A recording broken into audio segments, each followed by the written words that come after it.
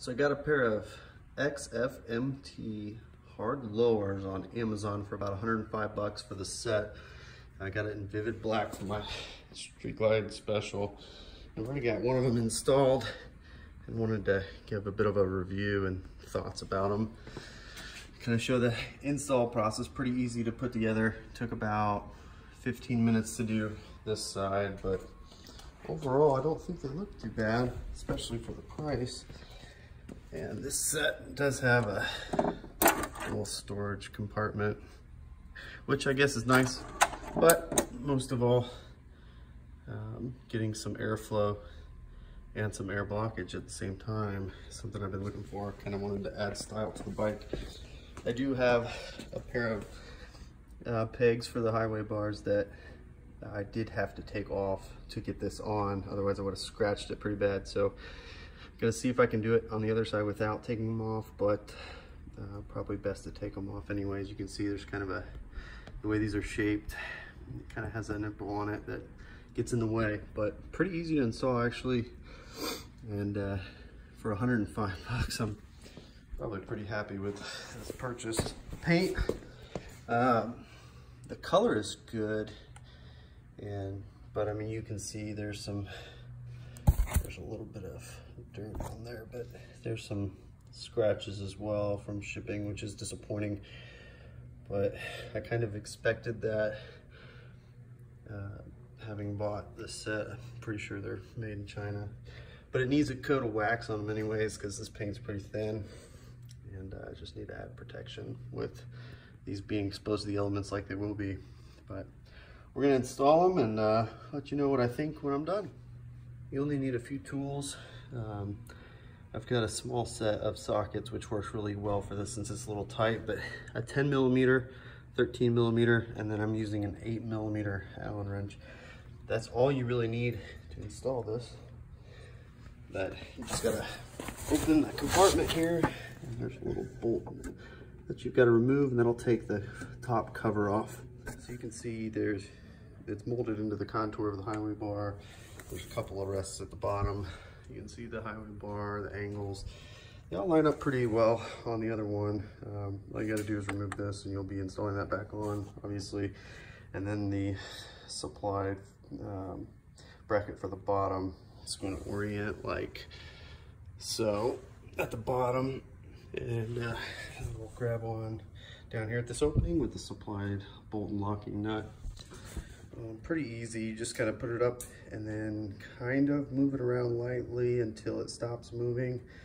And I don't believe it's an exact science, but it'll sit nicely, and then you just tighten it down. I recommend some Loctite with all these nuts and bolts on this thing because it's going to be getting a lot of vibration. Okay, so I was able to get this side on without taking off my peg, which is nice. Was really tight getting in there, but it did go in there. I don't believe I scratched it up in the process. As you can see, we've tightened down the top. It's pretty secure in there, and then the bottom's a little tricky, but basically if you get your Allen wrench on this bolt, so you can kind of wiggle it around, and I'm gonna have to keep working on it just a little bit to get a little bit more straight, but that's essentially it. The last thing you gotta do is on the back you can see where the bolt goes, but that slides in like so. So it's gotta go in like this,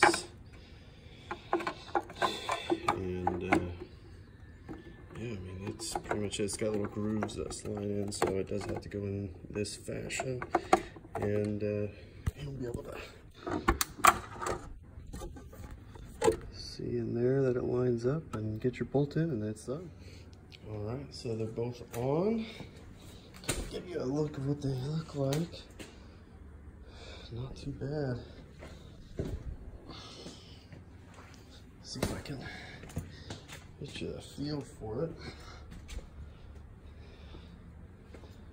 Honestly, you know, 100 bucks, $105. Are they Harley quality? No. I mean, this plastic is pretty cheap. You can see it. That's probably the most noticeable thing, and these are pretty gimmicky, but the way I look at it is I don't want to spend, I think it's $700 for the Harley ones.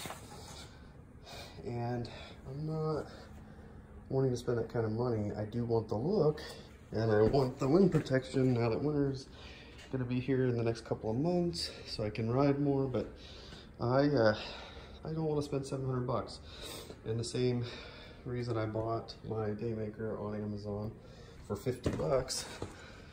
How many of these can I go through before I spent the Harley money? And you know, do some quick math. That's quite a few years of these things, you know, getting by with before it would make sense to have bought the Harley ones. Now, some people, they only want the best anyways, and more power to you. There's nothing wrong with that. I'm a little more frugal, I guess, because I still want it, but I don't want to spend $700 to do it. And as you can see, my bike, I ride, so I try to keep it clean, but you know, I like to ride. So are these going to look any different than the Harley ones with bugs all over it? I don't know, maybe.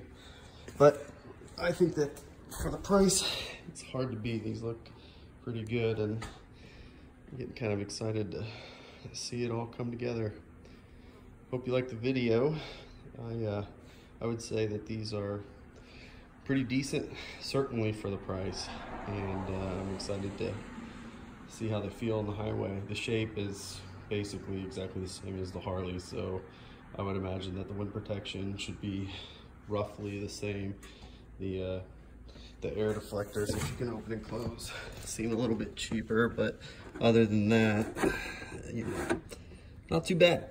So hopefully this video helped you with making your own decisions on this particular set, and yeah, we'll see you next time.